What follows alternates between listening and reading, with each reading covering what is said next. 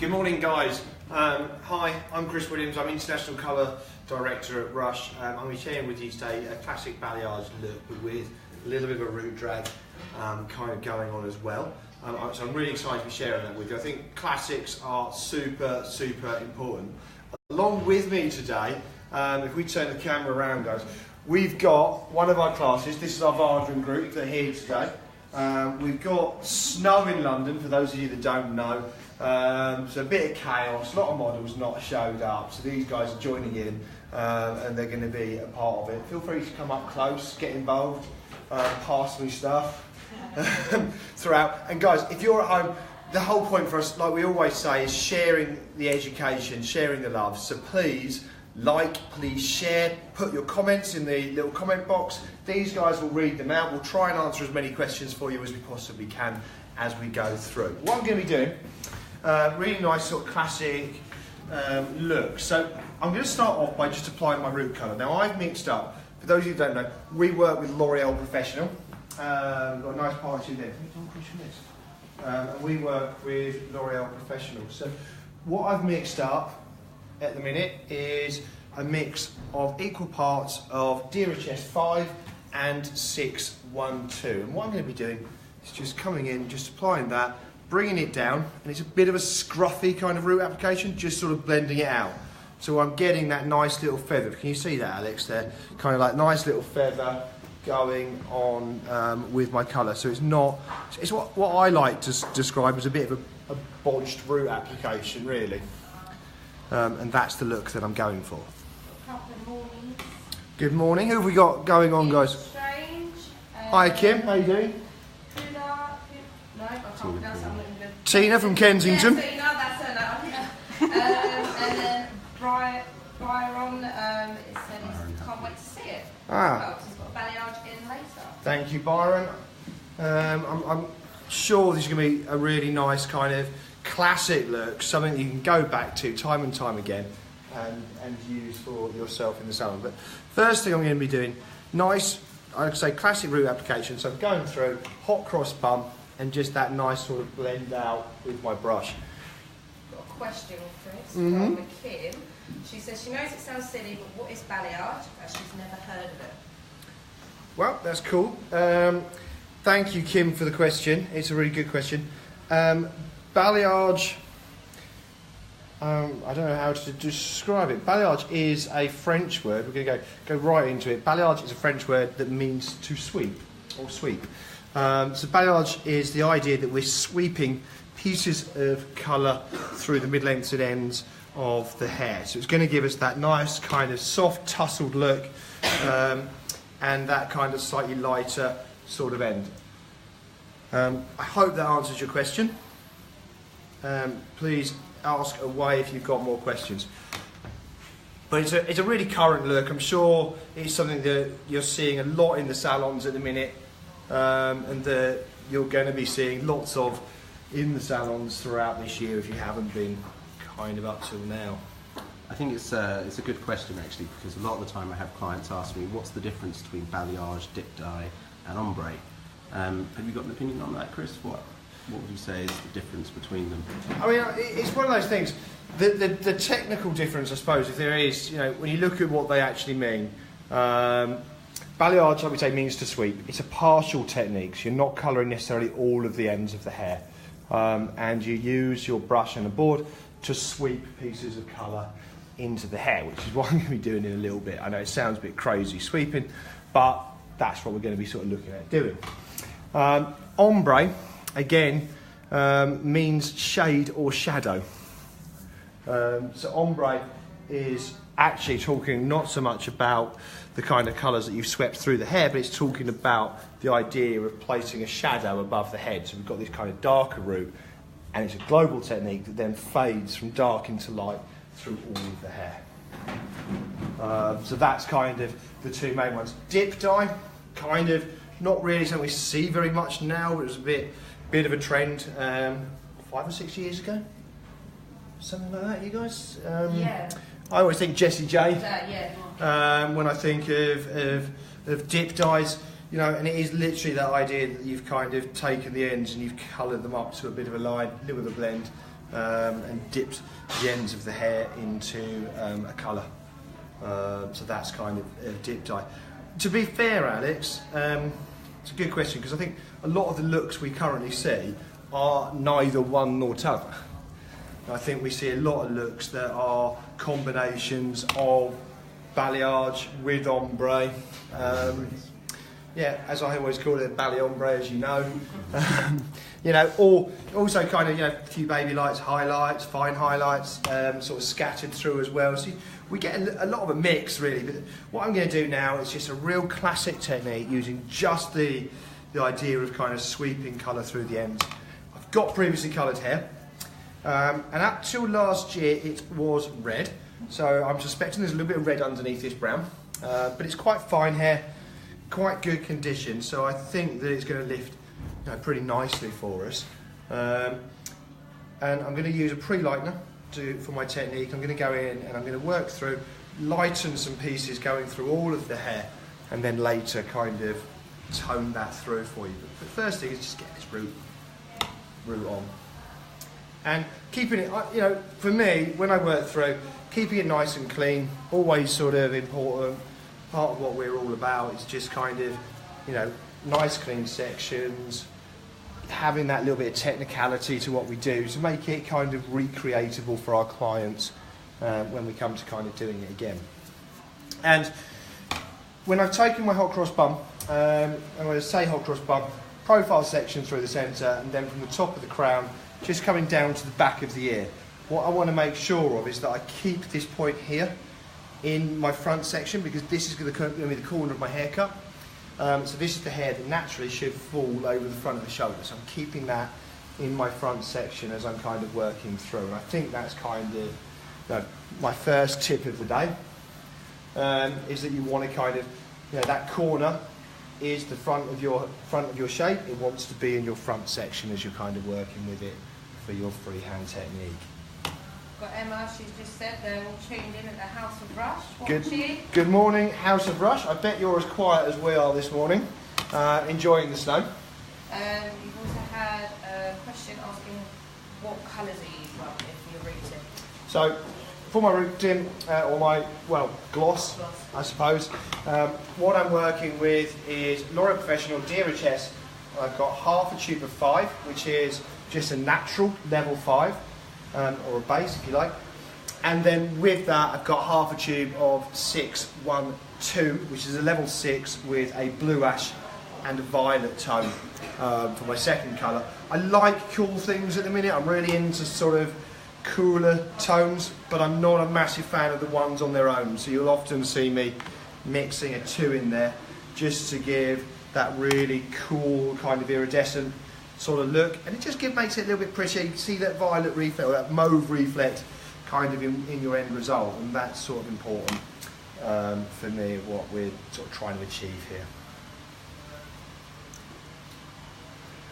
So onto my second side, same thing, working from the underneath and just coming up through, and I'm going to say I'm going to work this fairly quickly.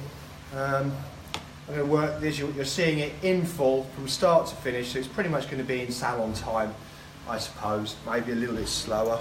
I tend to slow down when I talk a lot, and as most of you who know me will know, I talk a lot. The only person who talks more than me is Tom, who's not here this morning. Would you agree, guys? Yeah. Yeah. George actually asked about the difference between balayage and ombre that you've answered. Was that George Fooley? Yeah, that was Mr. George Fooley. Good morning, George. Or your Facebook operator, whoever that might be today. I know George is busy in meetings all morning, so I'm certain someone's manning the ship for him. But good morning.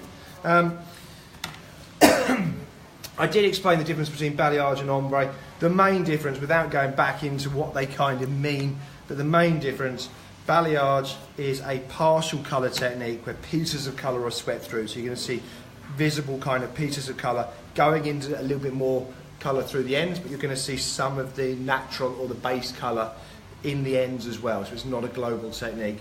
Ombre is a global technique that works from dark out and fades down all of the hair into a lighter shade. So you should have no visible kind of pieces of colour in the look, and it should just kind of gradually dissolve from one colour to the next throughout all the hair. So I hope that answers your question, George. You know, and I think it's one of those things that obviously we get clients ask quite a lot, but I always say, you know, whenever I talk about these sorts of things, it doesn't really matter. I'm much more of a, you know, I don't think clients should have to know the meaning of balayage, of ombre, of things like that.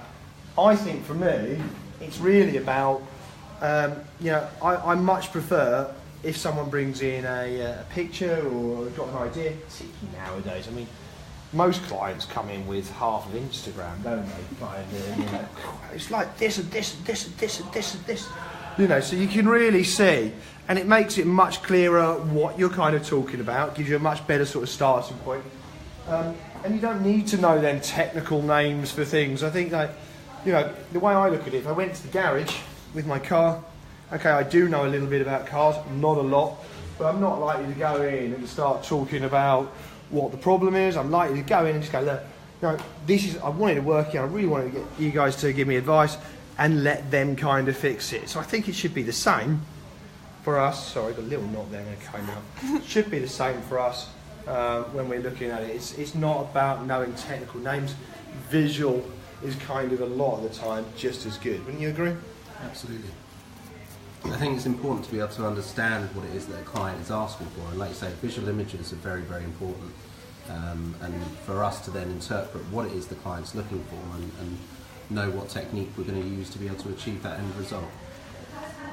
Yeah, I went through a phase at one point, I was a bit anti kind of visuals, you know, and you're kind of like, yeah, but I do think they really help you to understand. I always have, to be fair, I always have my iPad out in the salon. All the time we're doing consultations, I'm on like Google or whatever, and just kind of pinging up images, sharing them with the client, saying, look, like this, like this, like this. Yeah, cool. And it helps you to really understand exactly what's going to be happening and makes them a part of the process. So coming through the front, I tend to work vertically, just keeping the hair coming away from the face, although I'm going to come back in and work another way, in another direction in a short while. You'll notice that as I go round, I'm not going right the way to the hairline through here. Now, I will get that when I start in a minute. I tend to go back and get that, but I think it just keeps it nice and soft. And the other thing, you know, someone this sort of age, she hasn't got a lot of white hair. You know, I'm saying that she's one of the classmates here, so they're all having a little cackle. But you know, she hasn't got a lot of white hair. There's no point in, you know, staining the skin, making it really obvious the hair's been coloured. I sometimes like to, and you'll see me do it today, just be very delicate around that front and almost leave a little bit of the natural to the face, so it's a little bit softer where the colour starts and stops on the skin anyway. A couple more good mornings from Ashley Haynes, Abigail Welton, Lester. Good morning, guys. Morning, Ash. Morning, Abby. I've also got Rush Manchester. And good morning to Rush in Manchester. Hope you guys are doing well and rocking it. Like I say, if you've got questions, please post them in the comments box. I'll be more than happy to answer as we go through. The live will be posted to our page at the end, so if you want to go back through and see anything you missed because you had to go and do a client a little bit later on, you'll be able to do that also. And please like and share to spread the love. We want to get as many people involved as possible. You know, even if you just want to shout out, guys, please pop a comment in the box and we'll give you a shout out. You know, we like interaction. It's kind of what we're doing this for. So as I'm coming around the front now and just talking loads, and I want you guys to feel free. Come up, guys. Don't. You can.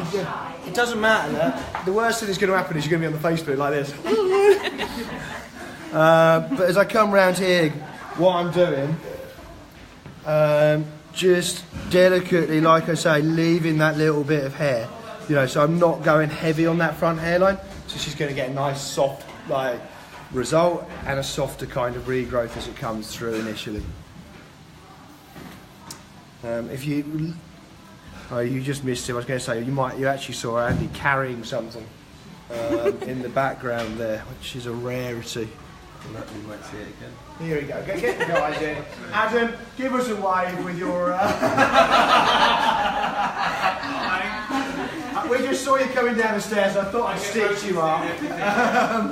I don't know if you guys, if you're watching, this is Adam Bryan. He's our academy director here. He looks after all things sort of education with us.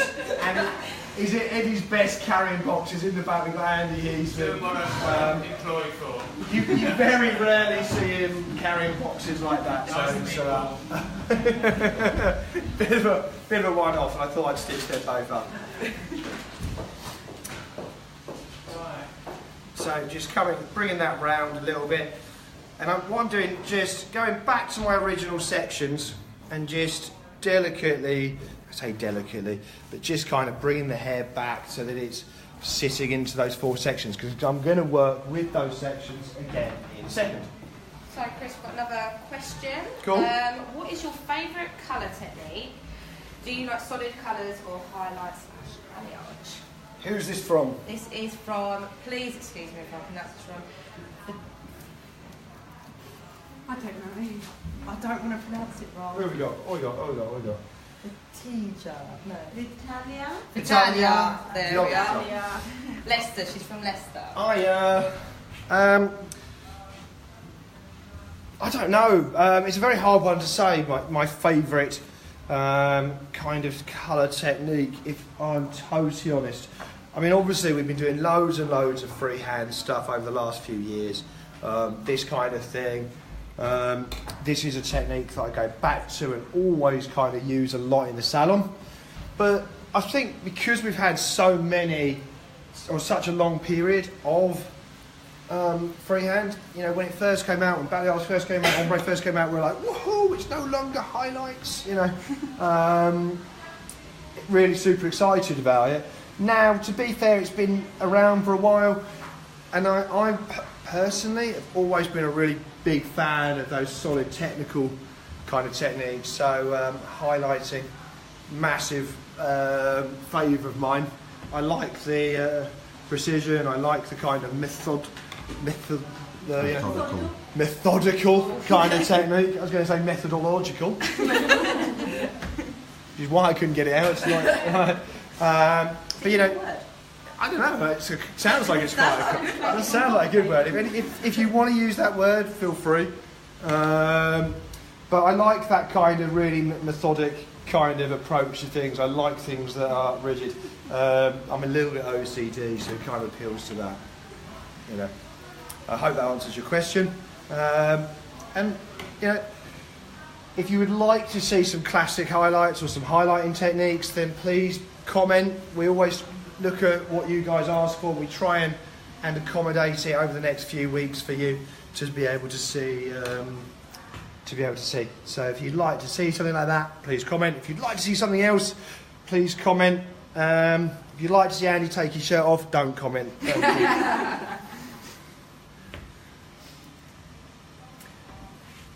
But we're just, you know, having a little bit of fun today and just kind of working through. So I'm nearly there with that, and then I'm going to come on to my balayage technique. And you know, as I go through, what I'm going to do, the first couple of sections, I'm going to take you a little bit slow. I'm going to really explain to you guys what I'm doing. All my key pointers when you are working with freehand techniques, and then I'm going to pass it, you know, over. I'm going to then carry on and just work through sort of a little bit more of a standard sort of pace. Now, I am going to today be using a little bit of, I hate the expression saran wrap, but you know what I mean? You can show what it is, but I'm going to be using a little bit of cling film type stuff to go through. The one I use is this funked up film. That's actually what it's called. I'm not just calling it funked up film, which is this. It's great because it comes with its own little dispenser. I'm not like associated with brands. I'm not trying to do a big sales pitch or nothing like that. Cut it off. The great thing about it as well, it clings to things, so it stays wherever I put it. Isn't that cool? Even to me, look, this is cool. Look, there we go. It's on me. Fab. And it doesn't cling. So it's easy to use. That's a good question. I like it over foil because I can see my freehand through. So I like it because it's, I can see where I'm working, I can see what I've been doing, so I can still visually check my technique. I know I've done a little bit of freehand with you guys this week, and I'm talking about visually assessing as you go. I find that if you put loads of foils over stuff, it's very hard to see if you've got balance from one side to the other. This allows you to see that, and it stops the product from drying out, so you get more lift for longer than you do if you do it completely open air. Would you use it on every balayage technique, or just it depending on like levels of lift that you want? Depends a little bit on the levels of lift that you want. I think, if I don't need a lot of lift, I'm quite a big believer in just kind of working my freehand, leaving it to sit open air. I've got no worries with, I'm not too stressed about product transference, as long as you don't go too heavy with the amount of colour you're putting on.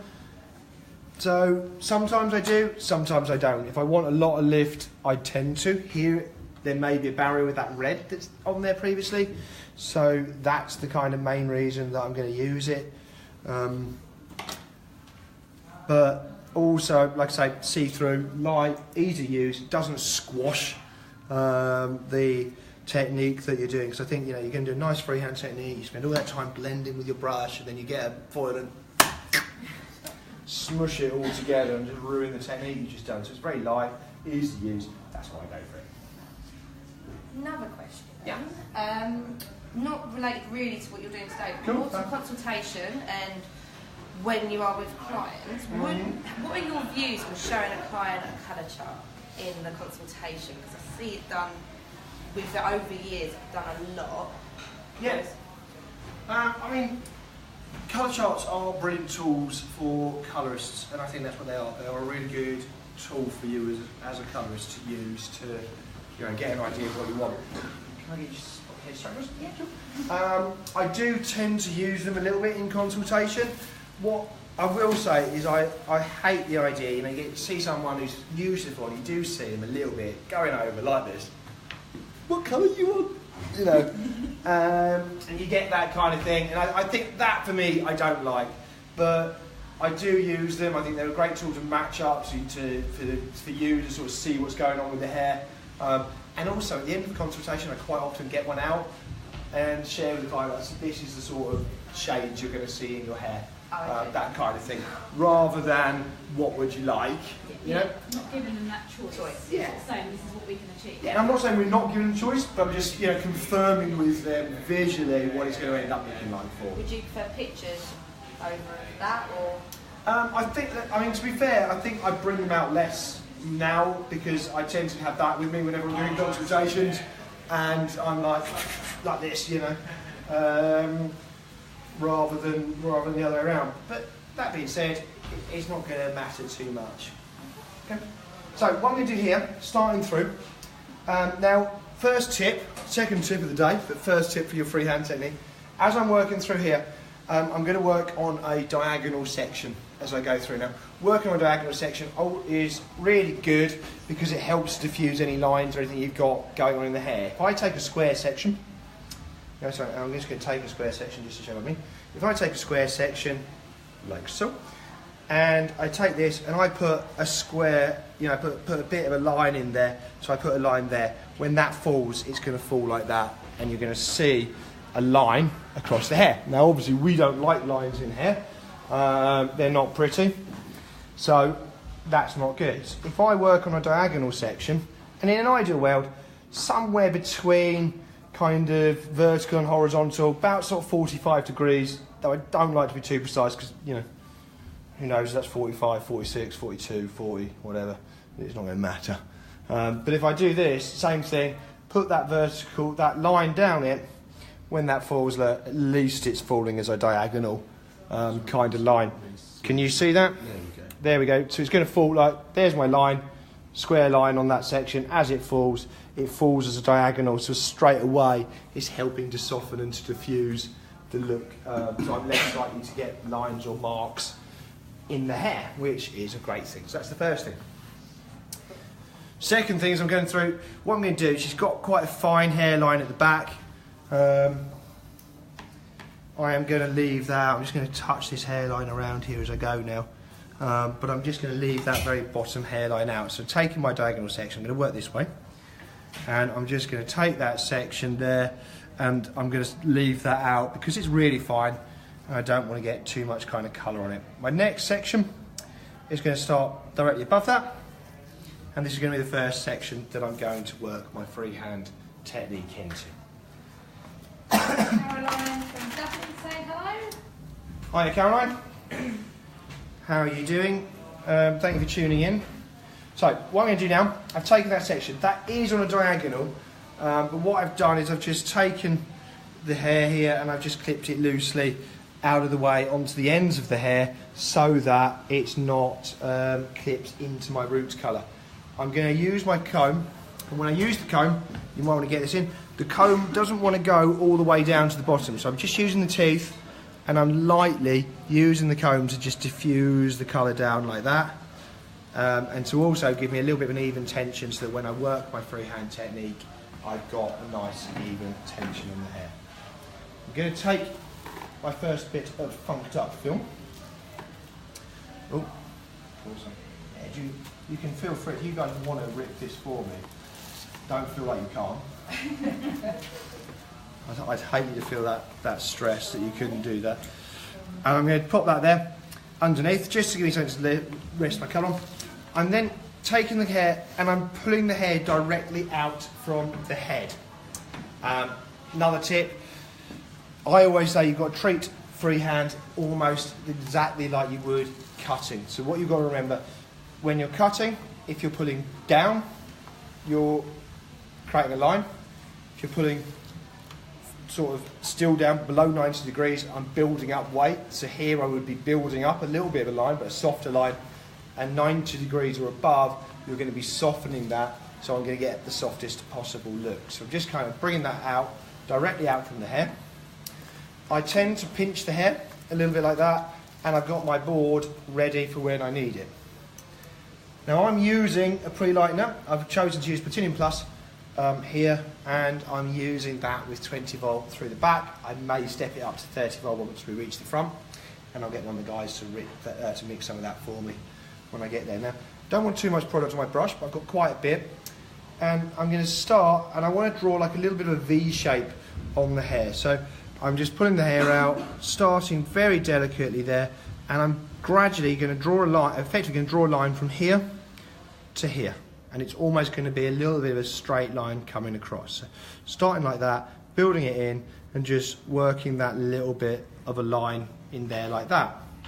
Then, same thing, starting on the opposite side, and this time I'm going to come from here, and I'm going to work my line down to here. Yeah, that's cool. So my brush comes in, and what you want to make sure your brush is following the angle you want to work in. And I'm just literally drawing a line, letting my brush do the work for me and draw a line like that down, and that would keep going down to that point there like that, and then that creates my nice natural V for me. Once I've got that V, then I'm going to come on top of my board and work my ends. Now through my ends, plenty of product, loads of product going in there to make sure I get plenty of lift. And then once I've done that, I just again now going to use my brush, and what I want to do is make sure that I haven't got any big blobs or any marks on the hair. So using my brush, dry brush, and I'll just show you, almost sort of clean that off, so there's not a lot of product on that brush, and then I'm just going to use that brush to delicately smooth out the product that's on the hair, so I get a nice and even kind of V like that, and then I let that sit down like so. Cool. Got Sanchia from One New Change saying hello. Hi Sanchia. Sanchia is Rush Stylist of the Year. Everyone give a big shout out and say hi to her. Fantastic to have you tuned in, Sanchia. Chanchi was down with us. She's actually one of our teaching team here, or education team here at Rush. And she,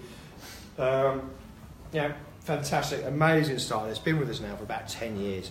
And a really amazing, incredible girl. I don't know, her column makes me want to cry.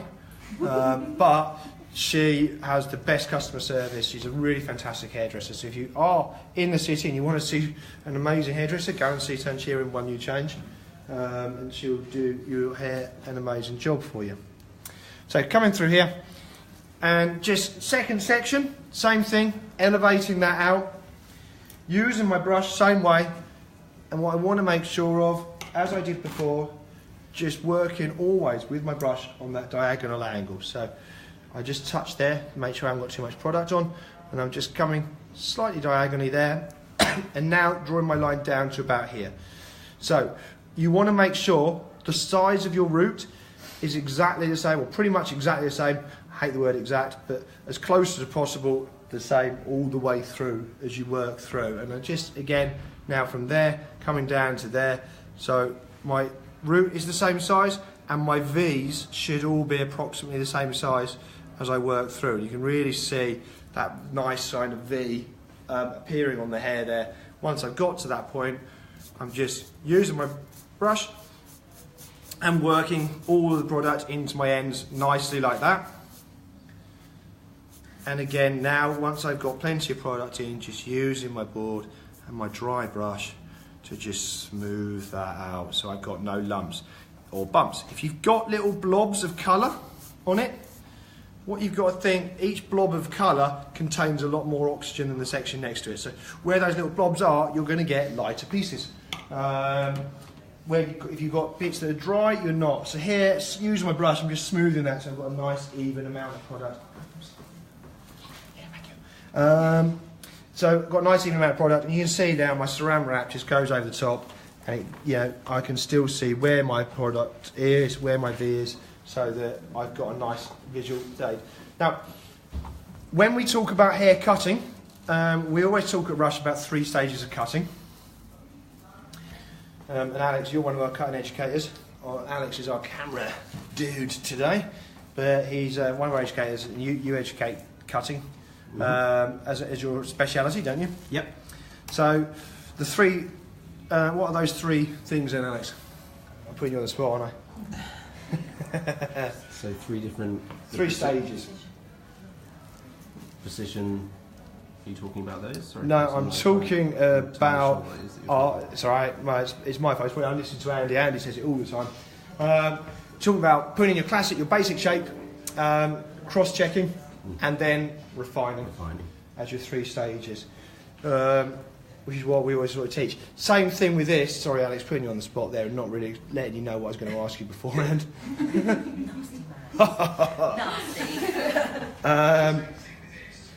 So, what we're sort of doing, same sort of thing with this, but except for the fact that there's no technical guideline. You've visually got to assess. So what we're doing, basic shape, putting in these nice V's that are going to create our, you can see that really nice V shape in there.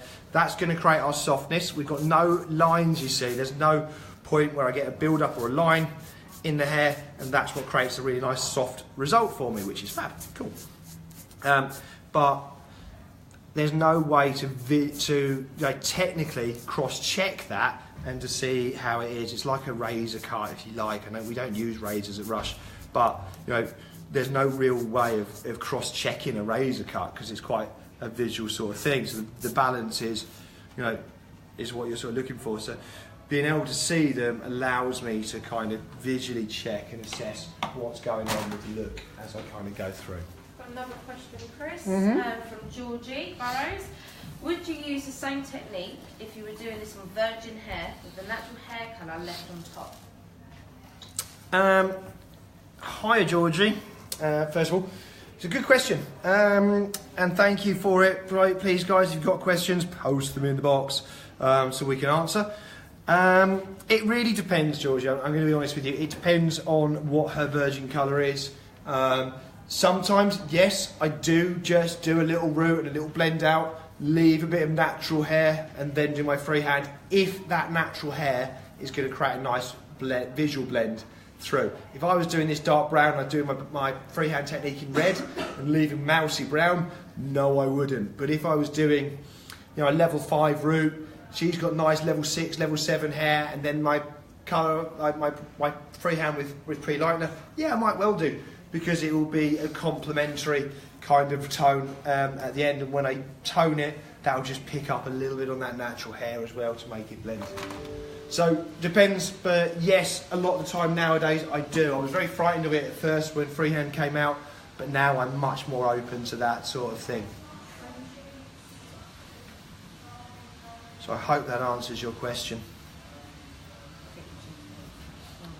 Here, just coming through like this, working that nice kind of V, and it's getting a little bit thicker now. What you can do if you really want to, as the V's get to their widest point, is just, you know, go in the middle, use your brush vertically there, and you can just put like a little blend in there if you really feel like you want to.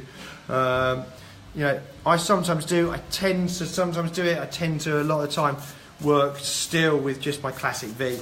It really depends. My advice, if you get that classic V technique down, you can use that to kind of do anything. So get that technique nailed, get really good at that nice soft blend like that, and then you can start to kind of play around with this sort of thing. You're essentially creating another V, aren't you? That's the thing. So yeah, if you can create the V in the first place, then you're going to be able to create a smaller one in the middle. This is true. It's exactly it. You are, you know. And for me, freehand's all about that nice soft blend, that visual blend, and just making sure you're using your brush on a nice diagonal angle. As I'm coming up here now, I'm going to just start to do that with my enslet.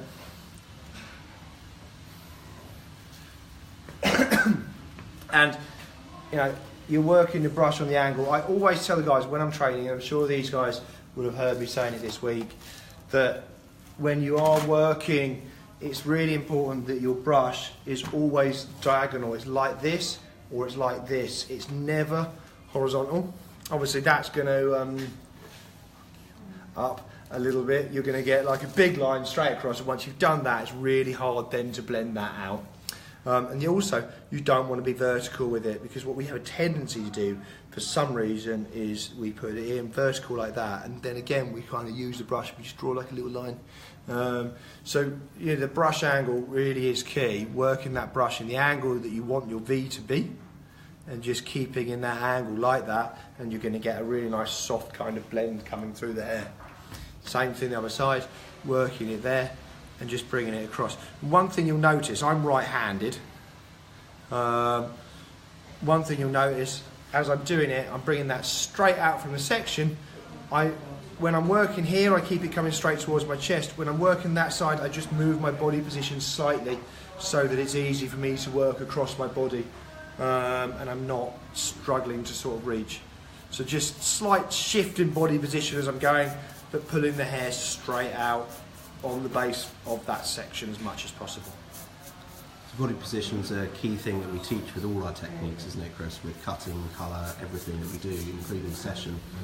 And that's something that we're opening up to the world, essentially, aren't we, with our academy here in Covent Garden, and we can share our philosophies and our techniques with everyone.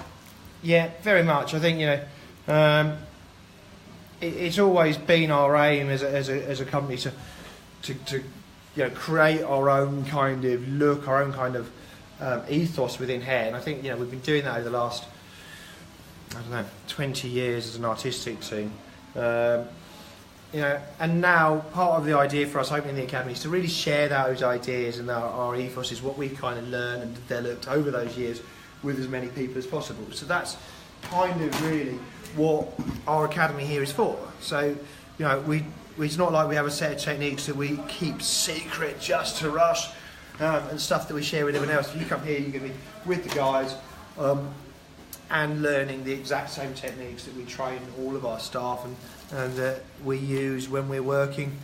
You know, this isn't something that I say, oh, this is a fantastic thing to show you or a demo. This is a technique that I use every time I'm in the salon, at least probably 2 or 3 times in a day while I'm in the salon. I'm going to be working with this kind of technique, and this is my go-to balayage technique that I use, my classic balayage technique that I come back to and use every time I'm in the salon.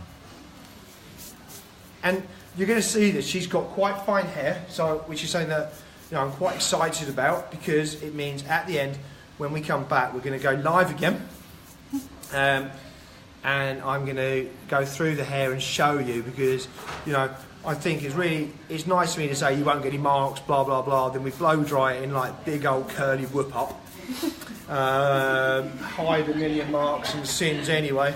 You always know, don't you, when you see one of the girls in the salon that's got a bit of a mark in their balayage, they've got the old GHDs out curling it.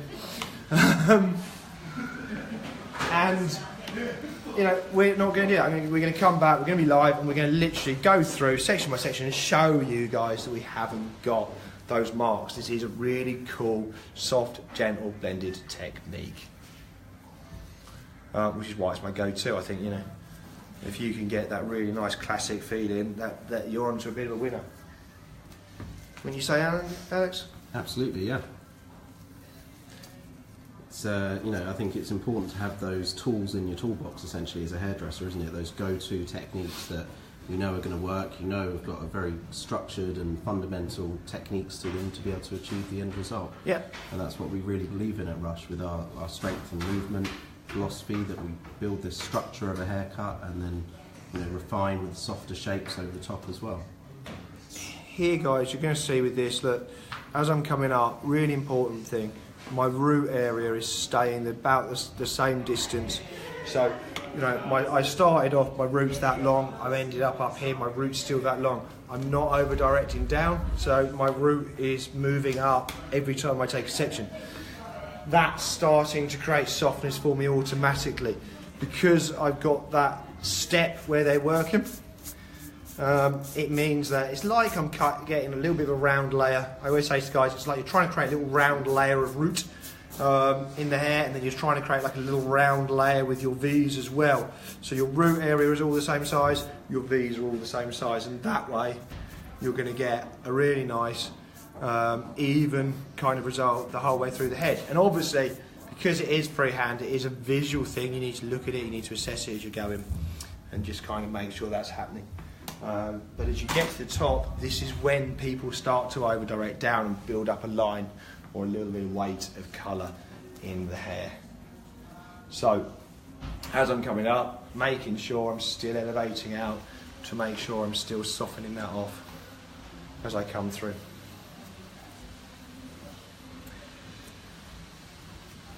I think, good point, Alex, with what you're sort of talking about with the strength and movement, our classic kind of, what we call our sort of classic sort of Rush style. So it's a bit of an ethos whenever we're working, isn't it?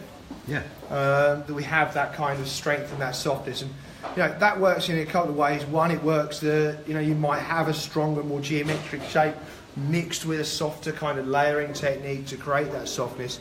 Two, in this case, classic technique, but what I'm working with is real strength in my technique. And by that, what I mean is a real kind of followable, recreatable, technical approach, drawing that V every time, keeping my one length, my round layer kind of feeling to it. Don't go one length, God, dip don't. Keeping that kind of idea that I've got the root the same, got the V the same, so I'm getting that nice technical approach. But then I'm going to come back, I'm going to refine it, that's going to create my kind of softness and my blending a little bit later on. And that's the real key to this, isn't it? These techniques are easy when you've got a fundamental technique to them. And when you do them and you follow the steps, as you say, the 1, 2, 3, make sure you've got it elevated, make sure that you're creating that V with your diagonal brush. Once you know those things and you know those techniques, then it is easy. Yeah, just on this very top one, not going to work a V. Just as you say, make sure you're working that V. But purely because it's too narrow, I'm just doing one half of my V, if you like. So I'm just working one side of what would be my V shape and just blending that diagonally across, letting that drop down. So that's it, kind of coming through there. So we've got Marcy, who's just joined us, and she's just asking again, what type of brand colour do you use? Hi Marcy, thank you for tuning in. We are a L'Oreal associated company. We've worked with L'Oreal now, we had a really strong relationship with L'Oreal now for the last sort of 8 or 9 years. And we work exclusively with L'Oreal, or L'Oreal Professional. So what we're using here, just as a recap, because you missed the beginning, I've got some DHS. I've got equal parts of Base 5 DHS, which is a quasi-permanent colour or a tone-on-tone colour. And then with that, I've got an equal part of 612, which is a level 6 with a blue and a mauve tone or violet tone. And I worked that with just a 9-vol oxidant to give me a really nice soft kind of root. And I'm just blending that out there before I start my freehand. And for my freehand, just using Platinum Plus or a pre-lightener or bleach. I'm a bit of a bleach is a bleach kind of guy. Rather than using the expression pre-lightener. I'm just working my pre-lightener on my bleach. I'm just kind of blending that through in my V technique, my valleys as we call them here. You've also got a question from Chris. He's just joined us. He's asking if the foils or your film, is that helping for the developing of your balayage? Yes. Thank you, Chris, for the question. The film that I'm using is just helping to stop my product from drying out, and that allows my development of my pre-lightener to go a little bit lighter, to go a little bit further, so I can get a little bit more lift that way than I would if I wasn't using it. Just quickly guys, my board now filthy, so I'm just going to take the top and clean those 2 edges. It doesn't matter about the middle of the board so much, but just those 2 edges, take the excess product off every now and then as you're going through. Hope that answers your question, Chris. And guys, if you have got questions, pop them in the box. Let us answer them for you. And also, if you're enjoying what you're seeing, please like and share and spread the love. For us, it's all about kind of getting the message out there, sharing the education, and hopefully inspiring people and sharing what we do. Absolutely, and if anybody wants to have a little look at any courses that we do here at the Academy as well, we've got a great website where you can go online and have a look at the various different courses we do, sharing our philosophies and sharing our different techniques. Yeah, and one of the courses we do offer is a freehand course. We offer a 1-day or a 3-day freehand course. So if you wanted to learn more about these sorts of balayage techniques, then you can come down and join us for that. It's a fantastic day. We try and cover in that time sort of 3 techniques, or 3, what I always say is our 3 sort of basic techniques. We're going to cover this, which is one that I always cover with people, get that nice classic foundation. We're going to cover a little bit of a quicker salon friendly technique, and we're going to do a little bit of an ombre technique, again super duper quick, really easy to use. So you've got 3 techniques that you can combine when you're doing your work to create pretty much anything that you want to create freehand wise in the salon. And who would you say is best suited for that sort of course, Chris? Is it any sort of experience or any sort of skill level, or? Yeah, I mean, I don't think we ever stop learning, Alex. I think, it's one of those things, you know what? With freehand, I think sometimes it's some of us oldies, like myself, that find it harder. Because when I trained, everything was so structured, super duper structured. Every section is exactly the same. Everything follows a line, follows a pattern.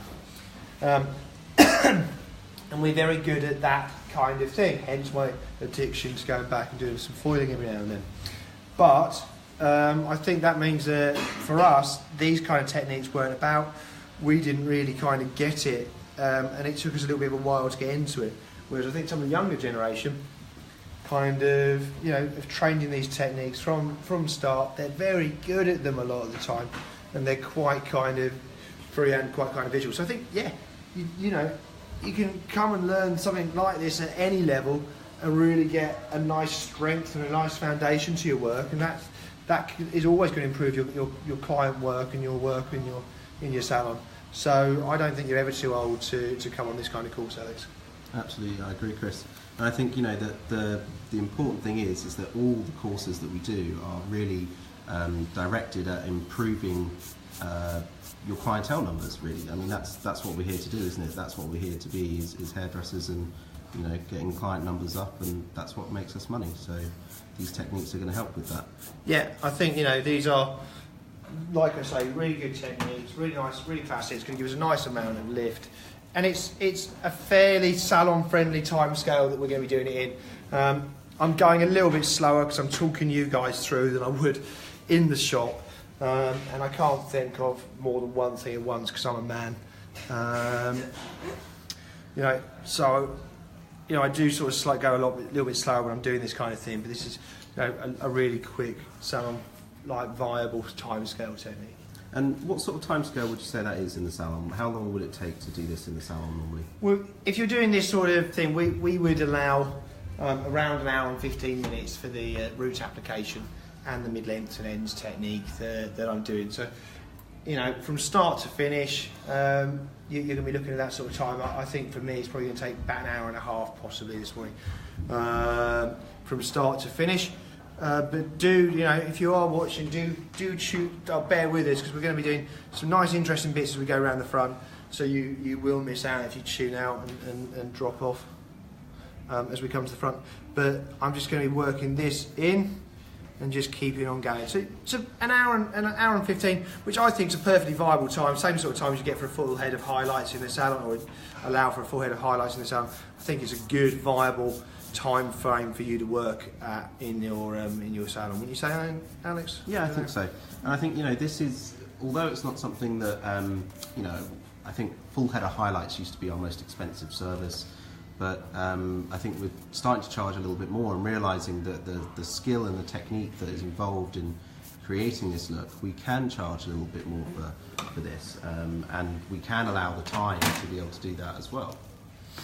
Yeah, I think it's visual, which means you can't, you are assessing what you're doing as you're going, so you can't super rush through it, can you? You've got to kind of excuse the pun, but you've got to kind of assess what you're doing. You've got to, I would say, be mindful every section you're taking to make sure that you're recreating that nice kind of V. So it is, to me, it is a real artistry in freehand work. You're not just following a technique and a pattern. You are kind of visually assessing what you're doing as you're going.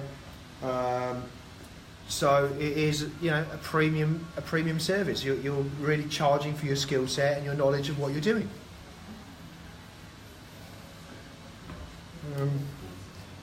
And ultimately, I think, you are taking as much time. I'm going to be fair, guys, as well. To the average number of visits per client to a salon has dropped per year. In the UK, there's less visits per client to your salons than there used to be. So when that happens, I think clients are more aware that when they're coming in, if you're coming in less regularly, you're willing to spend a little bit more when you're in salon, aren't you? And that means we can really focus on techniques. Things like toning services have become a real big thing for us and for our clients, to get that perfect finish on your look. Clients understand the benefits of toning. They understand the benefits of things like bonding services, things like we use Smart Bond in the salons to help strengthen the hair while you're colouring, those sorts of services. So I think your average spend is going up, because your frequency of visit is going down. So it's those add-on things that kind of make the difference, isn't it, Alex? Yeah, absolutely. And guys. I think clients expect a full service when they come in, and a full service is about recommending the products and the treatments and the upsell of different services, and they come to you because you're the expert. That's what they're coming for.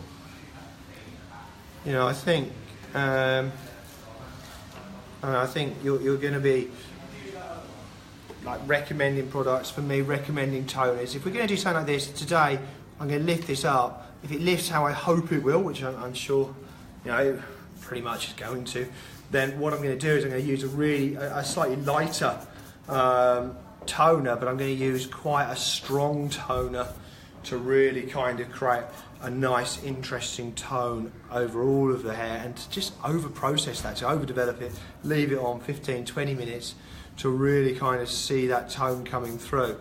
And then that gives the hair that really expensive kind of look, that expensive kind of finish to it.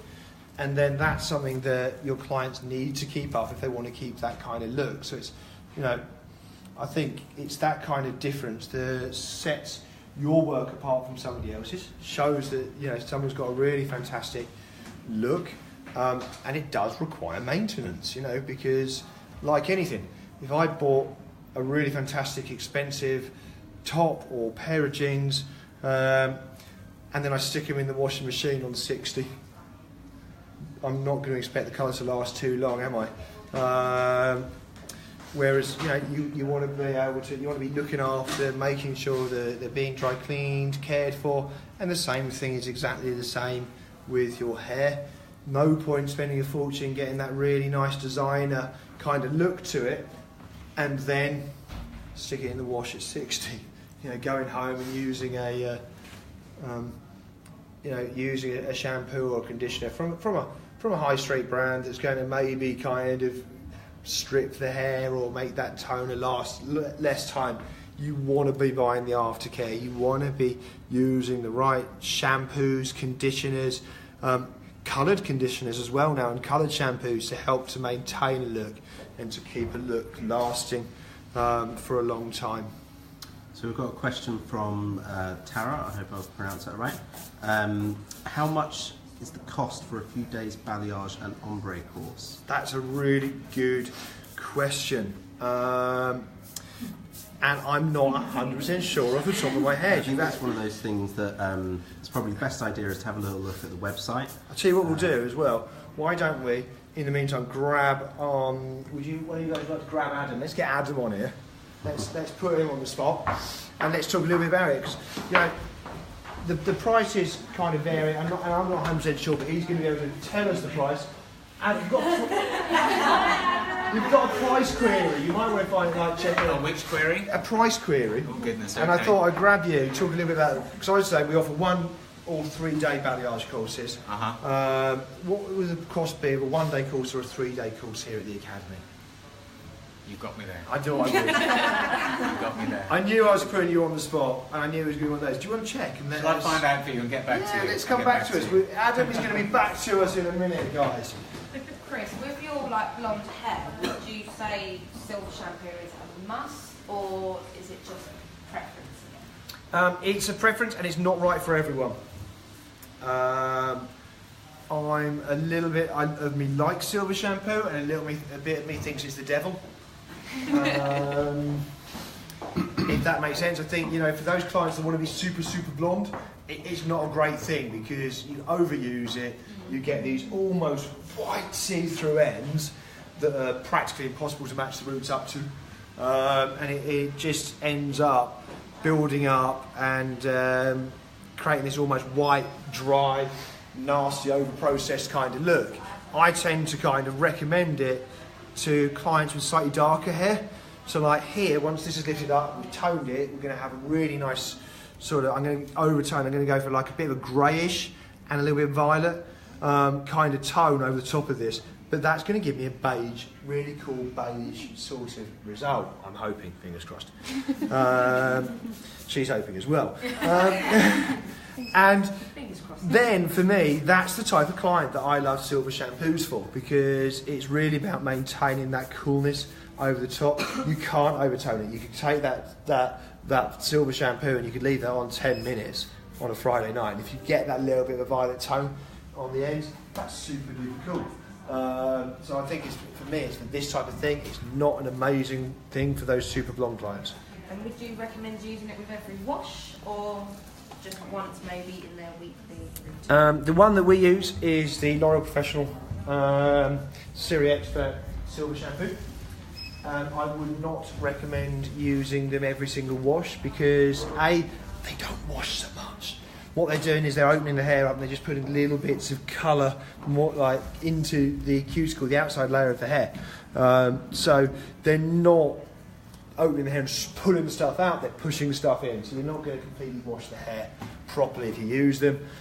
So I would use a moisturising or a protein-based shampoo sort of 3 or 4 days of the week, and then on the fifth sort of wash I would go with that silver shampoo. Or if you want to use it a lot, use a moisture or a protein shampoo for your first wash, and then go in for your second wash with your silver shampoo and leave that on for 5 minutes to give you that nice sort of that rich sort of tone to the hair.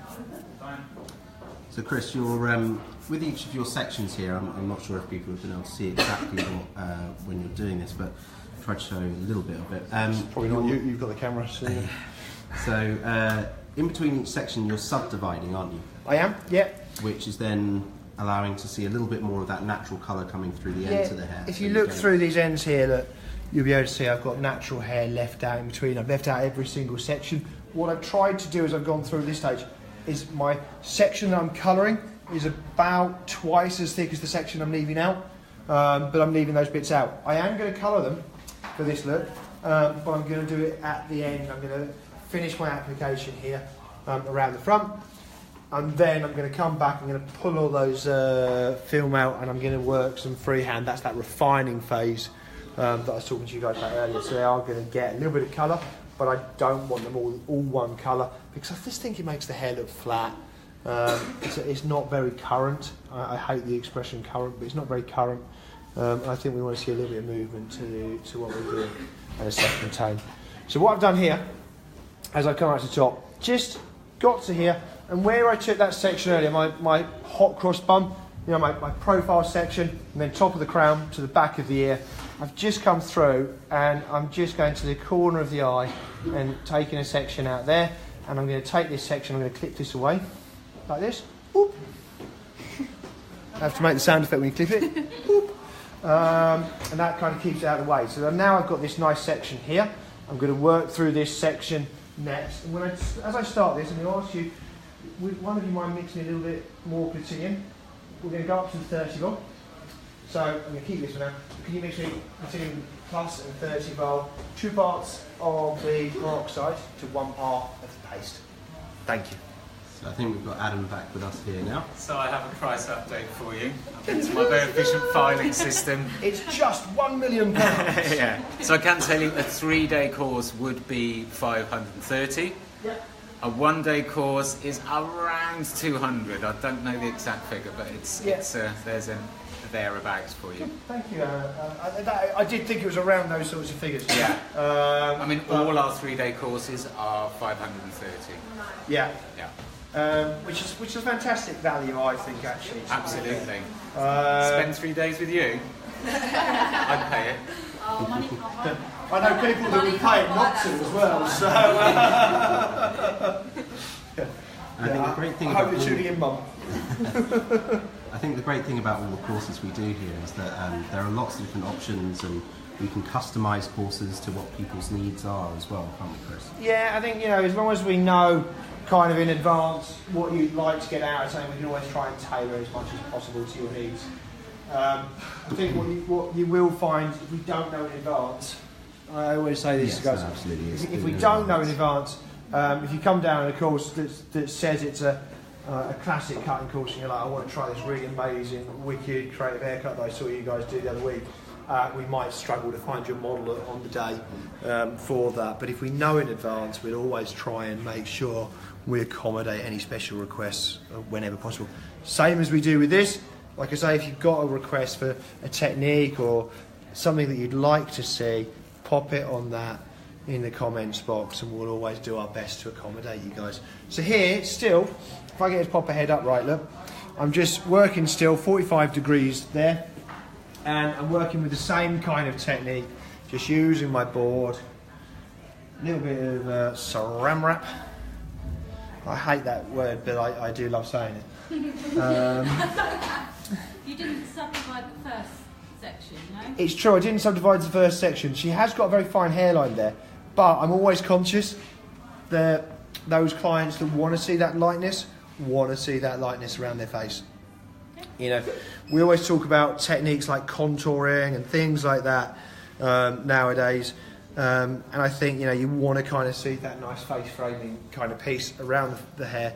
Also, as I come through here, what you're going to see at the back, I'm working of my V, I'm working the same, leaving that little bit of root there. At the front, what I'm going to do is I'm just going to come in and I'm going to go in on top of, and I'm going to blend up into my root colour.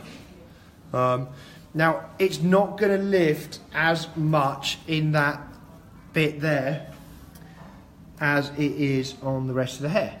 What I'm going to get there is a bit of deposit from my base colour and a bit of lift from my pre-lightener that I've smushed in on top of it. Don't worry, the two won't react and make the hair drop off or anything like that. It only does that every third or fourth time. No, that's a joke, guys. I know yeah. You know, but it's going to give me a little bit of lift, so it's just creating a little bit of softness around her hairline when she wears the hair back. So for anybody that's interested in courses or anything like that, or wants to find out a little bit more about the Academy, you can see there's a link that's posted in the comments there. It's pinned there, so it means it will keep on scrolling down as other people are commenting. But if you want any more information or want to get in contact with the team at the Rush Academy, then please don't hesitate. Yeah, and also, guys, if you put a message on there, you know, you can message us directly, PM us, as it were. You know, I'm so down with the kids using expressions like PM. DM. Oh, is it DM? DM. I thought it was personal message, private message. Private, yeah, PM or DM at one point. I was like, what does DM Oh my mean? god! Or DMs are shoes. Yeah. You're wearing them now. I used to wear them in the 90s. Which is why you won't see me wearing them now. Too many painful memories from high school. So Chris, another question. Your work is very clean and immaculate. How much do you stress at how important that is when doing something like this? I stress it whenever I'm doing anything. I think from a root application to highlights to freehand to most creative things that I do, I'm very much about that kind of technicality. I'm a bit of a hair geek, I suppose, and like I say, a little bit OCD. For me, I think there's a beauty and an artistry to doing something as well as you can that I think is kind of important, and so I always think to myself, if I could do it better, I should have done it better. As I kind of work through. So for me, it's really, really important. It's a good question.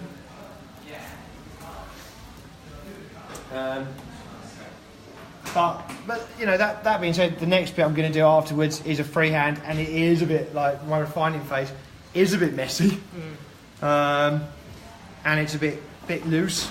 So you know, there is times and places for every single thing. You know, as we go through. So here we go. Look, you can see where I'm dividing that thinner section there, slightly thicker section there. Can you see that, Alex? Yep. Yeah, that I'm going to be sort of working with. So my bit I'm colouring a little bit thicker than my bit that I'm not. Would you always subdivide with this? Not necessarily. I mean, if I didn't, I think I'd get kind of like a mix, like a ballet ombre kind of look to the hair that is pretty and would give me a lot more of a brighter look, possibly a little bit brighter than I want it to achieve here. Now at the front, guys, as I'm coming in, starting to leave that little bit of root because I'm no longer around the front hairline, I'm working back into the hair, so I'm leaving that root again like I was through the back of the hair. Katrina Thompson's just joined us and says hi. Hi Katrina, nice to have you tuned in.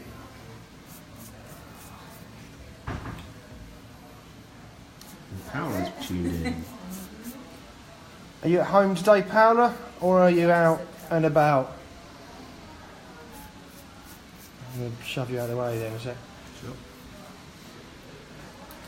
Do you sometimes do it when you're doing the ballads, or do you use two colours, like depending on what look you create, or would you always just lift and tone? It really depends on what I'm trying to achieve, what I'm trying to create. I mean, you've got to be very conscious of the fact here that it's previously coloured hair. any second colour I put in as an open air technique isn't really going to create a lot of noticeable result on the hair. So, bearing that in mind, here I'm going to pre-lighten, and then I'm going to use a second technique when I do my refining to create a secondary tone using the pre-lightener. So I am going to see two different tones in the hair, but I am going to be doing it all using the same pre-lightener product. But if it was natural hair, I could, if I'm using something like this to keep it separated, I could quite happily kind of go through with one like this and then like a nice soft sandy blonde in there as well to create a second tone, if that was what you wanted to see. Would you say that would create more of a natural looking colour, or? Yeah, I think you're going to get a much more natural kind of result. I think, you know, pre-lightener gives that kind of harsh kind of lift. I hate that expression, harsh, but you know, you get that very definite, visible kind of lift where you're going to see what you're putting in. I think if you're working with a second colour and you're using like a tint of some description or a high lift tint, then you're going to create, you know, a much softer, much more natural sort of look with that, and you won't expect to get the full levels of lift if it's freehand. I'd expect to lose, you know, even on natural hair, I'd expect to lose maybe a level of lift in development. So I hope that kind of answers that for you. George is great, she answers loads of questions. She's going to get a gold star at the end. Hey, not a gold badge. No, not a gold badge, a star. Oh, not a gold badge. No. So when you say like doing it freehand, it's going to lose a level of lift. Would you even say it's going to lose a level of lift even using like your foil or your film? Or would you say that depends on the hair? Oh, it depends on what you're talking about, because like if you're talking about it being, I mean, this is going to help to give you a bit more lift, but it's not going to give me as much lift as if I was doing a highlight, for example, because when I'm doing a highlight, I'm folding my packets much more tightly. I'm keeping a lot more oxygen in with the hair, and that's going to give me more lift. Here, where it's just loosely laid on top, there's still plenty of opportunity for the oxygen to kind of escape. I'm just stopping it from drying out, so the lift will be slightly less than if I was working my nice packets in there. And that's why, you know, when I'm highlighting, I'm always kind of telling people that, you know, you got to fold your foils up all the way through. Don't kind of leave the sides open, that kind of thing, because you are losing lift. You're sort of compromising on result by doing it for a few minutes of your time. George, or George's assistant, has just said, great show guys, don't forget to share. Thank you, George, or George's assistant. I know who it is. It's you know, a big burly geezer actually. Oh yeah. George's assistant. George, you remember? So George is lovely. He's doing a very good job. I'm sure Duncan appreciates being described as that. What, as a big burly geezer? Big burly geezer. They're all geezers. I'm only, I would say I'm sort of having a laugh, but I am having a laugh. This time it is at his expense. But, yeah, in a nice friendly way. So Chris, we've got a few more people tuned in since we started. Do you want to give us a quick recap as to what you're doing today? No. Yeah, of course I do. Alex knows I'm having fun with him. Yeah, so guys, what we've been doing, nice classic kind of balayage with a root colour that I'm working in, sort of like a root drift if you like. Just coming through, she's got previously coloured hair on a level 5, a little bit of warmth in it. And what I'm doing, I've applied a root colour and just sort of blended that out using Laura Professional Deer and Chest base 5 with 612, so a level 5 natural tone in equal parts with a level 6 with a blue ash and a violet tone. And then as well as that, I've just kind of then working my freehand, my balayage technique, my classic balayage technique, my valleys technique as we call it, into the ends, just using a pre-lightener, starting at the back with 20 volt, and now here just working with 30 volt as I come around into the top and around the face, so that my development time sort of catches up a little bit and it won't take sort of too long. Something I often tend to do in the salon to make sure, you know, Got another question it's coming here back in time. from Andrea Harvey.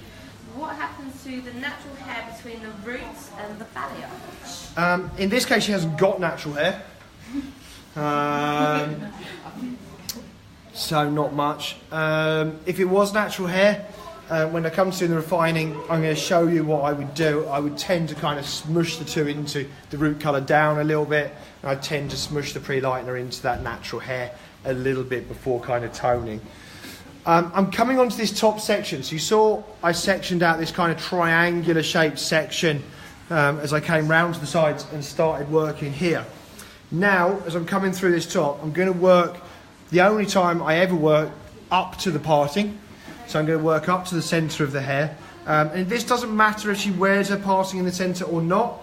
It's very movable, very versatile. And I'm going to work like this, coming this way now.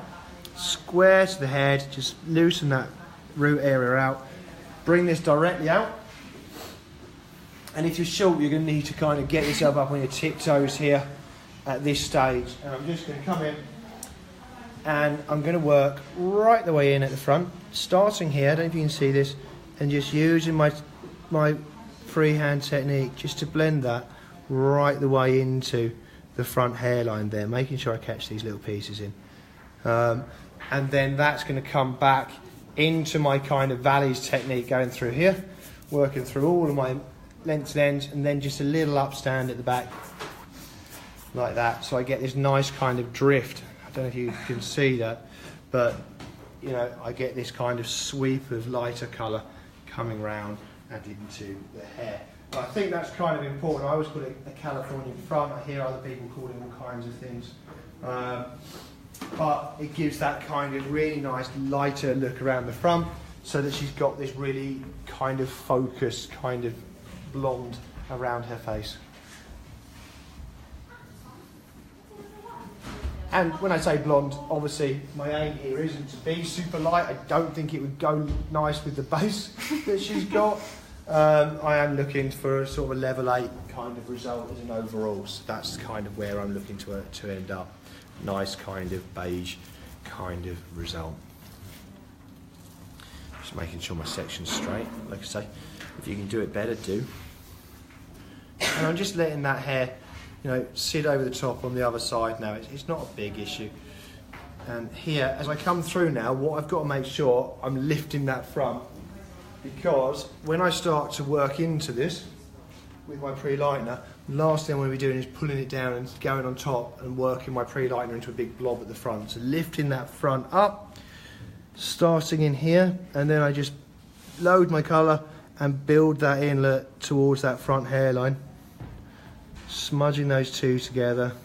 They're going to create that nice little hybrid kind of colour in there for me, and then I can come into my freehand technique, my valleys technique, working behind that.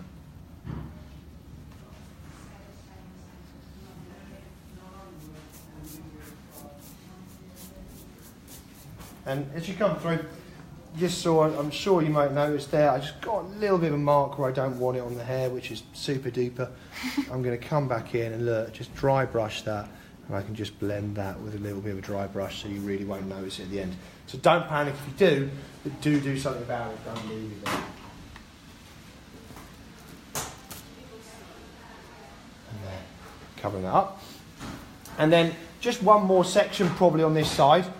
And then what I'll probably do, because as I'm working up, there's not enough room there for me to put another section in, but you know, that might get incorporated into my other side. We'll see as we go through there.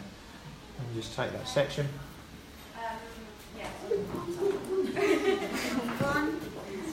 Got one there. Yeah, that one went, hit the dust.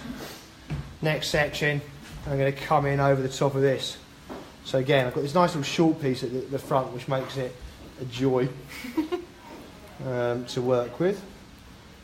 But what I actually might do here, now it's getting to that length, I'm just going to work that piece separately to make sure I get a good result with it. So bringing that in, working that down to my root,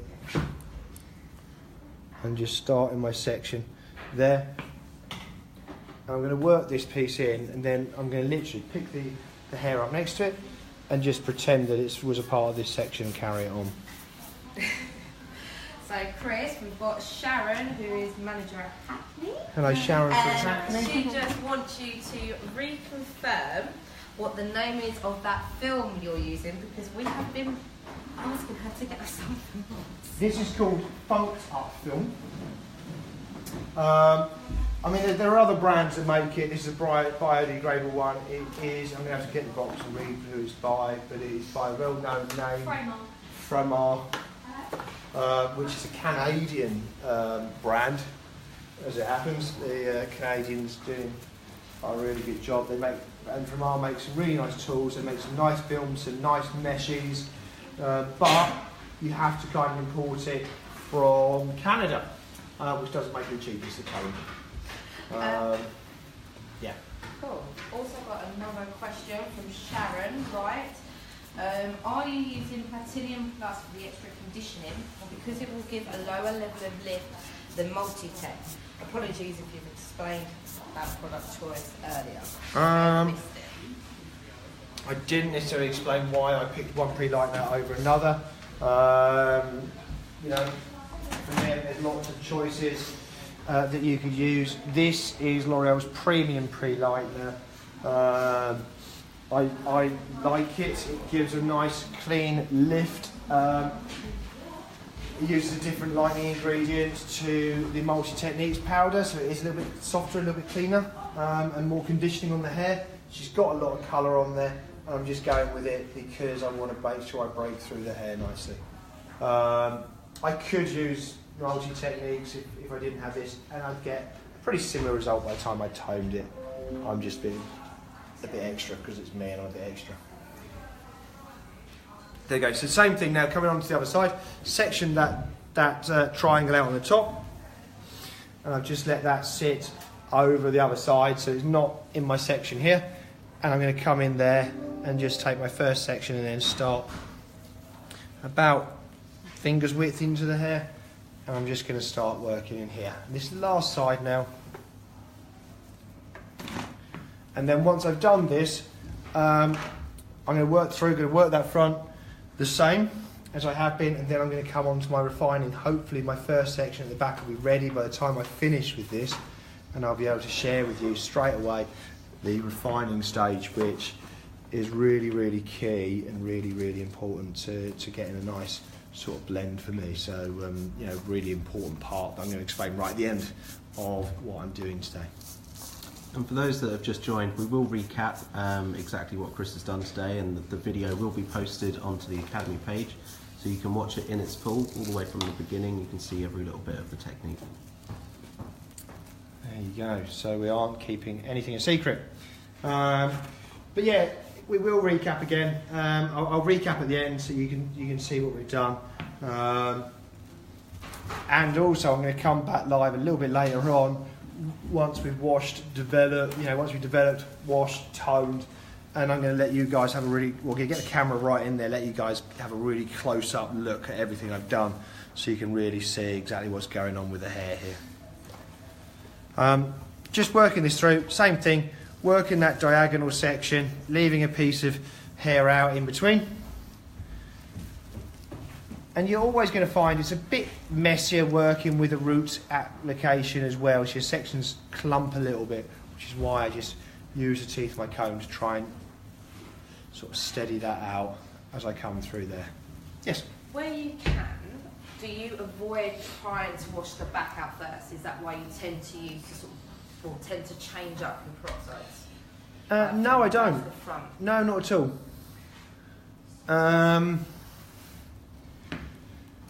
No, I tend to do it just to give myself a little bit more lift around, make sure I get enough lift. I've got to, like, for me, I'm always conscious that you're going to need to remix product once you reach the front anyway.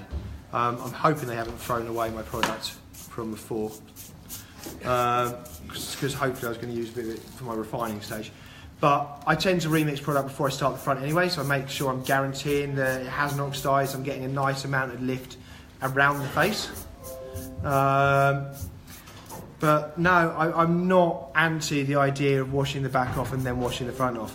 For me, it's something that I think is good practice. You know, I think if the colour's ready, you want to wash it off. Ultimately, good toning. People always ask me, oh, what toner did you use on that? And I think that's cool. I love the fact that the industry's sharing ideas, sharing toners on Instagram, stuff like that. But ultimately, one toner on one thing's going to look one way, the same toner on something else isn't. It's going to look completely different. And the most important thing with any lightening service is actually the lightening that you're doing. It's not the toning. There is no way that I'm ever going to lift, 4 sections, develop them all for the same time, bang a toner on top, and end up with the same colour throughout the whole head. It isn't going to happen. So for me, no, I'm a massive believer in, washing the sections off as they're ready to make sure that I'm getting a nice even development and even result visually throughout the whole of the head, and then using the toning as a refiner, and to just give myself the colour, the tone literally that I want, not to even out the colour and correct the lifting process. So I hope that answers your question, but no, I am going to wash the back off and then I'm going to leave you the front on for a little bit longer.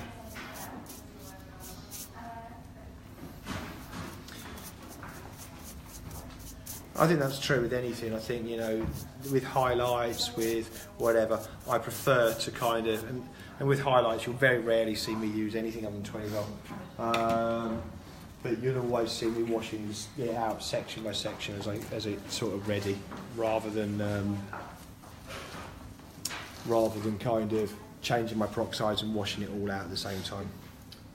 That's very true, Chris. And I think one of the things that I find when teaching the apprentices is that they seem to be sort of very reliant on the development time and saying that it's 35 minutes, right, it's time to wash it off, when really it's about checking it and having a look and seeing is it ready to come off, and then washing it off when it's ready. Yeah, I always, it's like a bit of, it's one of those things. I think for me, development times are a bit of a guideline. Rather than necessarily a rule, a law. I tend to roughly time everything, but kind of make sure I visually check everything before I kind of wash it off. I think ultimately the only thing I can guarantee you is the product, if it's the wrong colour, it hasn't done the job, and you wash it off too early, there's nothing you can do about it except for redo it. Whereas if you kind of check it, you think, oh, maybe it's not quite cool enough, maybe it's not covered with grey enough, maybe it's whatever, a bit of extra time won't hurt, and you'll probably get a bit of extra development on there, probably find it does the job. So I tend to quote the old pirate code from the Pirates of the Caribbean as being it's more like guidelines, rather than a strict rule.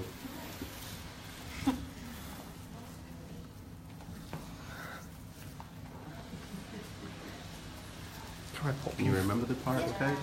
Can I remember the Pirates Code? Pirates Code. No, I just remember that scene where he goes, oh, it's more like guidelines. But yeah, I don't know the Pirates Code. Do you know, Alex? No, I can't. Do you know what? I watched it the other week as well. I think it's the Brethren Code, isn't it? Brethren Code. Sorry, no, if we're going to... Parlay. Yeah, parlay. It's getting a bit hysterical in here today.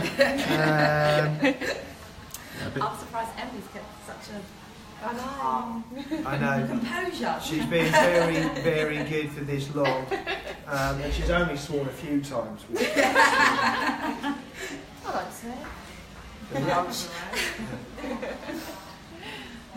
Yeah, for anyone that knows me neither.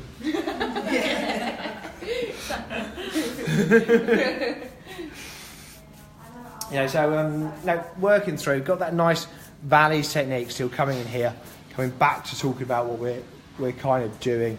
I'm going to recap those key points as I reach the top for you all, so you can really see what we're looking at, what we're kind of trying to achieve to get that nice soft blend that I think balayage and freehand is really all about.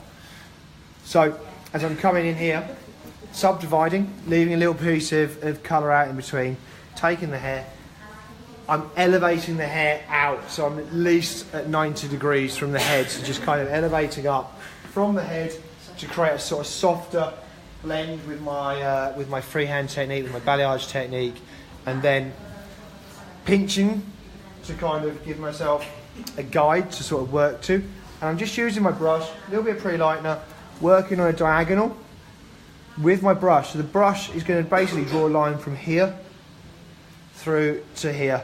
And so my brush angle needs to follow that, and using the face of the brush just to create a nice smooth line through from one to the other like that. My next side of my technique, starting here, drawing my V, my line through to here to create a V. So same thing, using the brush to visually connect those two, and just drawing almost like a straight line from one point to the other like that, and it just leaves me with this really nice soft kind of V shape. Once I've got to here, I then use my brush to colour all of the ends of my hair, and then finally once I've done that, just pretty much a dry brush, very little product on there as you can see, and I'm just going to use that to stroke the hair through. Stroking.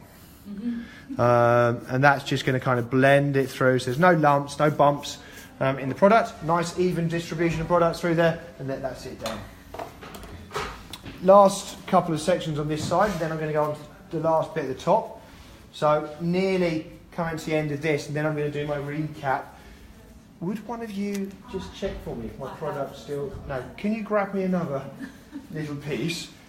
Just do 20 grams and 40 grams if you can, and just do 20 rolls fine for what I'm trying to achieve. And then coming through, same thing again here, just to recap, pinch, elevate, and then using my brush to create my line on the hair. Yes, sorry. Just another question, because obviously people have heard you saying about 20 grams like weighing the product. How important is it to make sure that it's weighed up correctly according to the manufacturer's instructions? I mean, I actually weigh everything, pretty much. I do it for a couple of reasons. One, I think kind of, the product companies put an awful lot of time, effort and development into making sure they're offering you the best possible result. Yes, by changing the mix, you can change slightly the result of what you're going to achieve, but unless you know kind of what you're going to get, I think you're playing with fire a little bit. It's partly for your own use, it's partly for the scalp comfort on the client as well. So, for me, really important that the chemicals aren't hurting the client, causing any damage to the hair. So following the correct mixing is good for that. But also, I get loads of people to mix up for me, and one thing that bugs the hell out of me is, can you just mix me a little bit of pre-lightener? And either they come back, you've got 2 falls to go, and you've got a bowl full. And all you wanted was and you just want you to do one section. And the other thing is, one day someone goes and gets it for you, it comes back and it's like water. The next day someone goes and gets it for you and it comes back and it's like concrete. And so it makes it really hard for you to work with, which is a pain in the bum. So I always measure. I know exactly the consistency that I want to work with. I know the amount, and I can just tell someone how much product to mix, how much I need, so that I'm not wasting product. Because wasting products, A, not very business-wise, and B, not very environmentally friendly. If you're not using it, it's just going down the sink and it's swimming with the fishes. Do you also then advise always using your scales to get that real? Because some people still do the quarter of the tube. I mean, I always talk in tubes. Actually, I was in Finland with Andy recently, and one of my good friends over there, Ollie Becker, was commenting that I do never talk in grams. I talk in tubes and quarters. But when I weigh it, I always do quarter of a gram. Right amount of peroxide to go with it. So, I don't think it's necessarily important how you talk about it, but yeah, use the scales. Scales are accurate. Scales give like consistency, mean you're going to get the same result, and it means that, you know, Mrs. Smith's tint is going to turn out right for her every time that you do it. So yeah, weighing is really important for me. You're hating that camera right in your face, aren't you? Oh yeah. She's almost like, the head is turning more and more. Can I get you to pop your head straight a Sorry. little? I know you're, go right straight, look straight at, that's it, there we go. Right down the lens and say hello to everyone. No, Hiya. no, it's just, I'm taking the mickey with the hair, which is coming more and more round here.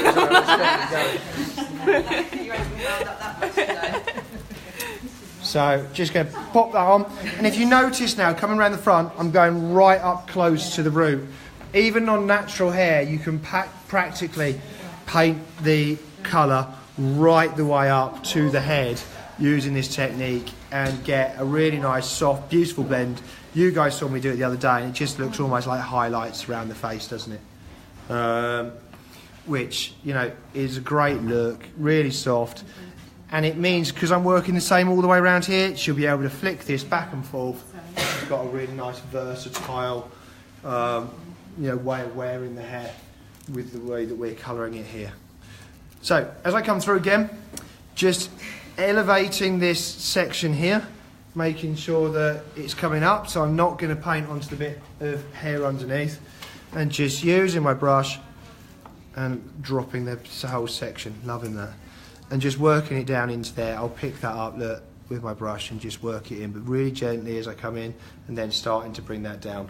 Where I dropped it, I'm going to have a couple of marks on the hair that I don't want. Don't panic. It's not my hair. No. That's a joke, guys. I'm going to come back with a dry brush, and I'm just going to get those little marks at the end of this section. So just keeping my nice V shape coming in, working that little back on it. So I've got a little bit of a V going on there, and then where those little marks are, you see them there, dry brush. So I'm just working my product out, and then look, using that dry brush, I'm just going to brush those marks and blend them so you won't see them at the end there, look. Just so it joins to something, so it doesn't look pixelated. Yeah, it's just so it joins to something so it doesn't look like a little Yeah. basically. I mean, pixels, when you say pixelated, I mean the pixels technique relies on straight edges to create that repeat. That's kind of what you're looking for. So you won't get a pixelated look, but you will get like a little blob of colour. Yeah. Which is gorgeous. Team Brentwood is saying that they hi to Emily and they miss you.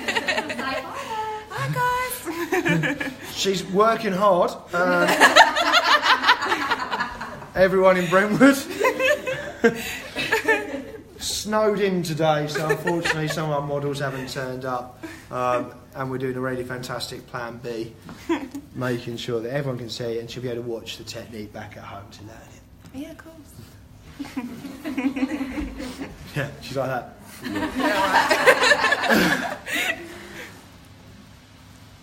So, coming in there, again, last one, separating that bit off so I don't end up dropping it again, and working that in, just onto my board, gently using my board to rest on here, though something I don't often do, blending any little marks.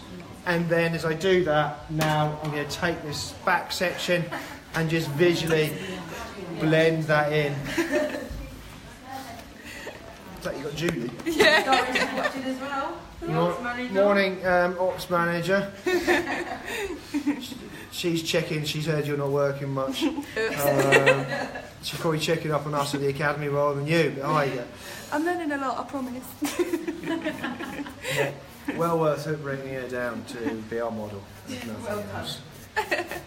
So last section here on this, and then what I'm going to do, I'm just going to take the pretty lightener, there we go, look, working that in. That should meet in, look, with my section there, so that it's visually going to kind of blend, you know.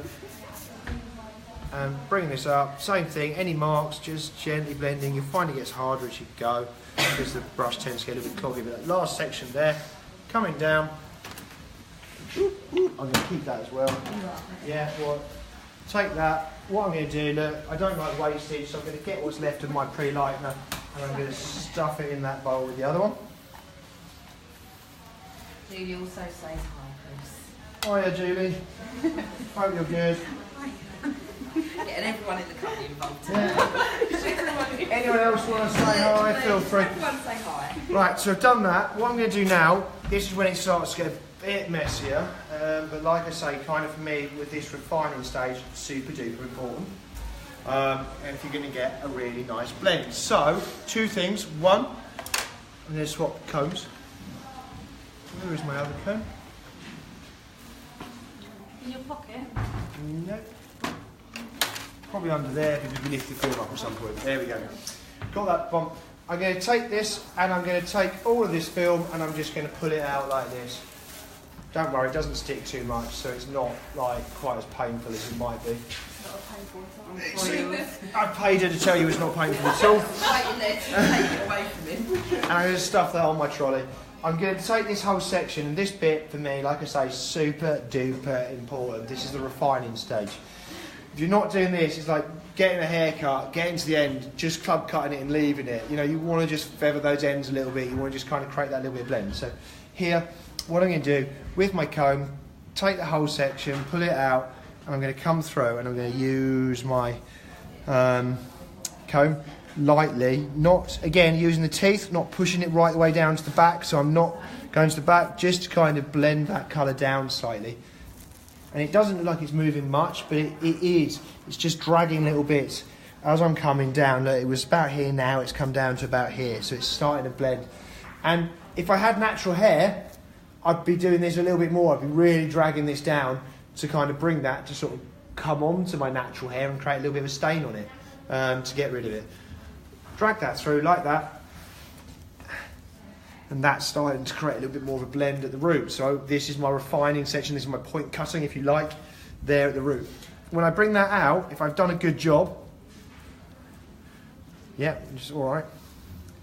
I should have, it's all right, I'll tell you.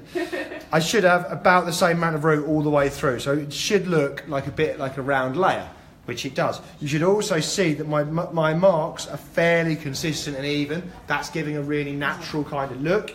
And then I bring that out, tons of product, and I'm going to now start to slap that on the ends of the hair. Don't worry, this is the only time you're ever going to really build up a little bit of a line in the hair. Building that in, and this won't be on for long. This is just going to break the base here. So it's just going to reveal a little bit of warmth to create a little bit of a second tone in the hair through those ends that's a little bit softer. And then once I get to there, look, I start to build that up. So you've got more product, less product as I'm coming up. And then I'm using my brush. And now vertically on the hair, because what I'm going to do is I'm going to use the brush and I'm going to literally get some product on the brush, which I can't do for some reason. So going to just freehand that down and I'm going to create almost like lines, look, on the hair just to come through. And I'm going to do this so like I've got a bit, I'm leaving a bit, I've got a bit, I'm leaving a bit, I've got a bit, I'm leaving a bit, all the way through. Where my dark bits are, look, that's where I left that natural bit out at the bottom. I'm going to get that. So you can see that line, line, line, natural, natural, natural coming through there. Same thing's going to happen on the opposite side. Blending this in. Alex is coming around the other side, but don't worry, it is just the same as the other one, so don't panic too heavily. Same thing there, making sure as well, look, a little bit at the bottom, through. So I've got that nice kind of soft blend there. And then the last little thing that I'm going to do, a couple of things, I'm going to take my fingers and I'm going to create like a little bit of a blend on this. We've got a little nickname that we use for this. This is obviously a little bit rude, but what I'm going to do, get my fingers, with the fingers, I'm using it and I'm putting fingers in, I'm clamping the hair, I'm pulling down. I'm releasing, I'm clamping, I'm pulling down. So I work it through a little bit quicker than that, so it's coming looking like this. And then working that through the ends. The other thing I can get at this point, dry brush, and this is the only time I ever use a brush square in the hair for this sort of technique, dry brush now and just making sure there's not a lot of product on it. I can use that brush and I can just literally kind of skim the surface as well. Making sure, guys, when you're doing this, you're always releasing on your upstrokes. So whenever I'm doing anything, I'm always on a downward stroke whenever I'm in contact with the hair. I never brush up, and I'm the same thing with my fingers. I never push up. I pull down, pull down, pull down. That softens the hair down at the top. If I push, and I can show you here, if I push up, look, what you can see is I build a little bit of a line. Can you see that little tiny line there with the product? And if I did that at the top, I'm going to build a line on her hair. So here, working down, look, and you'll see that working down just diffuses. There's no line in there at all. So that's that section done. I'm going to do the same thing in a couple of minutes on the other side, and then I'm going to repeat that on each section bit by bit as it reaches the right development. And then in a few minutes time I'm going to wash this first section off. When I do, I'm only going to rinse the ends. I'm going to leave the root on. So I'm going to do that with each section as I wash it. The reason being, I'm leaving the root so it all comes off together at the end with the same development time, so I've got a nice even root application at the end. So that one, same thing over here. Just one more to show you before I say goodbye for the day, or for now. Pull that out. If it gets stuck, just do it one at a time. Screw them up. Just quickly, Chris, before you do finish, Yeah. do you use this blending technique on every single balayage or freehand colour? I mean, that's a good question actually, George. Thank you for that. It is. Yes and no. I would use an element of it. So I might just use this part where I'm just combing it to diffuse my root area. I might just use that part. I might not always put the pre-lighter on, depends if I want to get that extra tone in there and break the base. In this case, you know, it's going to look, you can already see they're starting to give me like a bit more of a goldy, caramelly kind of second tone in there. That's what I'm after. It's only going to take 5 minutes. So here I want to break the base, create that secondary tone in the ends and a little bit of lightness. So I do want to. But no, I wouldn't necessarily always put the pre-lighter on. Okay, cool. Thank you. So we've got a question from Norma asking us, where is this from? Norma, we're based in London, in England, in Covent Garden. This is the Rush Academy. You can find out more about courses and coming to visit us on the website. You can see in the comments section. Yeah, guys, we are here in Covent Garden and we love visitors. So whether you want to book a course or not, if you're in Covent Garden, pop in, say hi, have a cup of tea. We do love to see people. We love coming. It's an amazing creative hub, creative space we've got here. So if you're in the area, whether you work with us or you're one of our peers, please pop in. We'd love to see you. We love showing people around. We love talking all things hair and talking creativity. So please do pop in, come and see us in our lovely creative space here in Covent Garden. You can find the address on the website or at the top of the page. If you're on the Academy page, you can see the address there. So here, guys, like we did before, exact same thing. And then my last little bit, just using my fingers to just blend that all in. And to diffuse and to soften those lines, that little technique there that we have the root nickname for. Hello from Singapore. Hello from Singapore. Lovely to have you tuning in from Singapore. Really nice to see that we're reaching that far around the globe. There we go, guys. That's my back on. Should be fairly balanced. If you look at that, you've got a nice kind of visual balance. 5 minutes, going to rinse these two sections off. Then, once I've done that, I'm going to do the same thing through these ends and give that a few more minutes for that to catch up and to develop before I wash it off. Then we're going to tone it, we're going to dry it off for you, and we're going to share it with you. But just to recap what we've got. On the roots, working with L'Oreal Professional, Dear Riches, which is a demi-permanent or tone-on-tone colour. 1/2 of 5. 1/2 of 6, 1, 2, so a level 5 with a natural tone and a level 6 with a blue ash and a violet tone with a 9 volume developer there, just to give me a nice sort of soft, slightly deeper, cool root. Through my ends, working every other section, diagonal sections, elevating out and just using my freehand technique, my balayage and my pre-lightener to just blend those those valleys, those nice V's all the way through, coming up through there. Same thing at the sides, working again diagonally through the sides, and then at the front you should be able to see going a little bit higher, so we've got those little bits coming up around the face and just blending through the triangle on the top, working up towards my parting, leaving this little bit out because that's my little gap between my two sections so that it doesn't end up with a big blob in the middle, and just working that neatly across. Then my little bit of refining and smushing the two together, and I'm going to wash that off. I'm going to tone it. You'll see it a little bit later on. When we do, we're going to go in depth. We're going to go through the hair. We're going to lift it so you can really see that it gives you a nice soft salon suitable blend for you guys when you're working with this technique at home. Thank you for watching. I hope you've enjoyed it. If you have, please like and share. And remember, we're going to be here live from our Rush Academy every week around 10:30 UK time. So tell people, share, spread the love, and hopefully we'll see you next time or here at the Academy soon. Bye.